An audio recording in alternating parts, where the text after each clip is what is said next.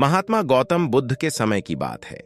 एक गांव में एक किसान अपनी पत्नी और 2 बच्चों के साथ रहता था। वह किसान बहुत ही ज्यादा परेशान रहता था। अपने 2 बच्चों और पत्नी की जरूरतों को पूरा नहीं कर पाता था।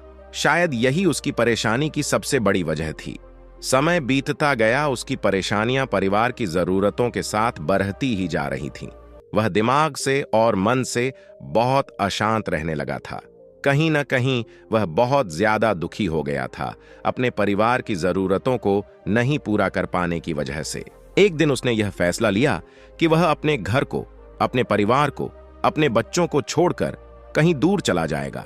अंततः वह मनहूस दिन और काली रात आ गई, जिस दिन वह अपने परिवार को, अपने बच्चों को, अपनी पत्नी को छोड़कर घर से कहीं दूर चला गया। वह किसान चलता ही गया, चलता ही गया। रात से सुबह हो गई, सुबह से फिर दोपहर, दोपहर से शाम, शाम से फिर रात, फिर सुबह हो गई। उस किसान की मन की पीड़ा इतनी ज्यादा थी कि उसके पैरों के छाले और पैरों से बह रहे खून के आगे फीके पड़ गए थे। न भूख की चिंता, न प्यास की चाह, बस चलता ही गया, चलता ही गया। आखिरकार जंगल में चलते चलते उसका शरीर इतना ज्यादा थक गया कि वह एक नदी के किनारे जाकर वह गिर पड़ा। कुछ घंटों बाद उस किसान को होश आया। वह बेचारा इतना ज्यादा प्यासा था कि तुरंत वह नदी के पास गया। जैसे ही वह पानी पीने के लिए हाथ पानी में डाला, उसे सामने नदी के उस पार कुछ लोगों का झुंड दिखाई दिया। उसने ध्यान से देखा तो उसे एक वृक्ष के नीचे महात्मा गौतम बुद्ध बैठे हुए नजर आए। वह तुरंत दौड़ के उनके पास गया और उनके पैर पर गिरकर बोला कि हे महात्मा, हे भगवान गौतम बुद्ध, मुझे अपनी शरण में ले लीजिए, मुझे अपना शिष्य बना लीजिए। महात्मा गौतम बुद्ध के शरण में आया हुआ कोई भी व्यक्ति खाली हाथ वापस नहीं जाता। यह किसान तो केवल उनका शिष्य बनना चाहता था।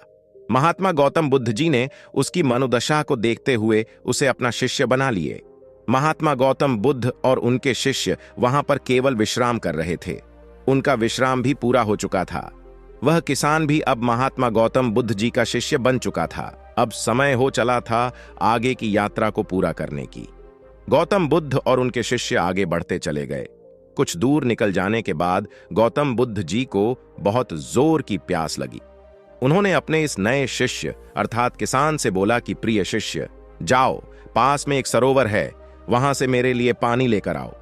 किसान बोला, जो आज्ञा भगवान। किसान सरोवर की तरफ चल दिया। सरोवर के पास जैसे ही किसान पहुंचा, उसने देखा कि उस सरोवर में बहुत सारे जानवर उछल कूद कर रहे हैं। वे सारे जीव जंतु किसान को देखते ही तुरंत वहां से भाग गए। किसान बहुत ही खुश हुआ और उस सरोवर की तरफ चल दिया पानी लेने के लिए। परंतु जैसे ही किसान सरोवर के पानी की तरफ हाथ बढ़ाया, उसने देखा कि पानी बहुत ही ज्यादा गंदा था। किसान निराश होकर वापस गौतम बुद्ध जी के पास आ गया। गौतम बुद्ध जी ने उससे पूछा, पानी कहां है? किसान ने दुखी भरे शब्दों के साथ कहा, हे भगवान, मैं जैसे ही उस सरोवर के पास पहुंचा तो मैंने देखा कि उस सरोवर में काफी सारे जीव जंतु उछल कूद कर रहे थे और उनके उछल कूद करने की वजह से उस सरोवर के जमीन के तल में बैठी हुई सारी गंदगी, सड़े हुए पत्ते उस पानी में घुल मिलकर एक कीचड़ का रूप ले लिए थे। यही कारण है कि मैं वह पानी लेकर नहीं आया, क्योंकि वह पानी नहीं कीचड़ हो चुका था। महात्मा गौतम बुद्ध जी उस किसान की बातों को समझ गए और मुस्कुराते हुए उन्होंने कहा कि मैंने तुमसे सरोवर का पानी मांगा था।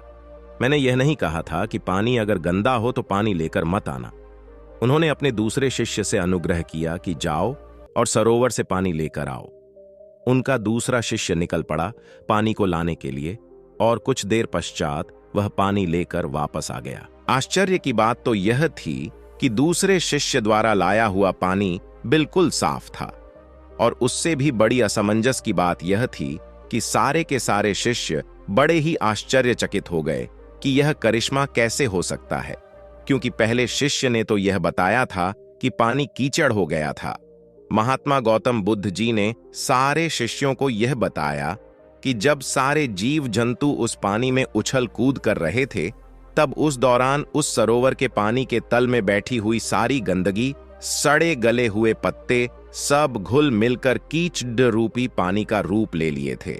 परंतु जितने समय में प्रथम शिष्य किसान वापस आया और दूसरा शिष्य वापस गया, उतने समय में उन जीव जंतुओं के भाग जाने के पश्चात उस सरोवर का पानी धीरे धीरे शांत हो गया था।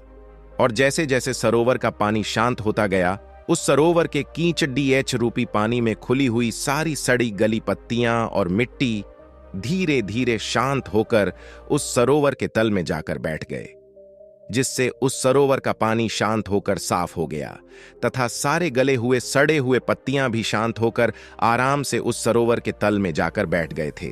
प्रिय शिष्यों, अगर उस सरोवर में किसी भी तरीके का कोई हलचल नहीं होता तो उस सरोवर की हर एक चीज जिसको जहां पर होनी चाहिए थी वह वहीं पर ही रहती।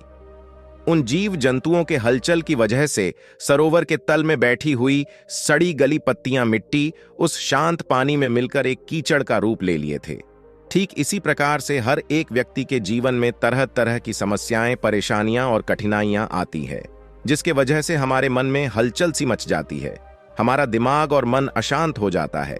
तत्पश्चात हम कोई गलत निर्णय अर्थात फैसला ले लेते हैं। परंतु अगर हम थोड़ा समय देकर उन कठिनाइयों, परेशानियों और समस्याओं के बारे में समझने की कोशिश करें तो मन की हलचल उस सरोवर की पानी की तरह शांत हो जाएगी, जिससे हम अपने जीवन में सही निर्णय का चुनाव करते हुए उसका समाधान निकाल लेंगे।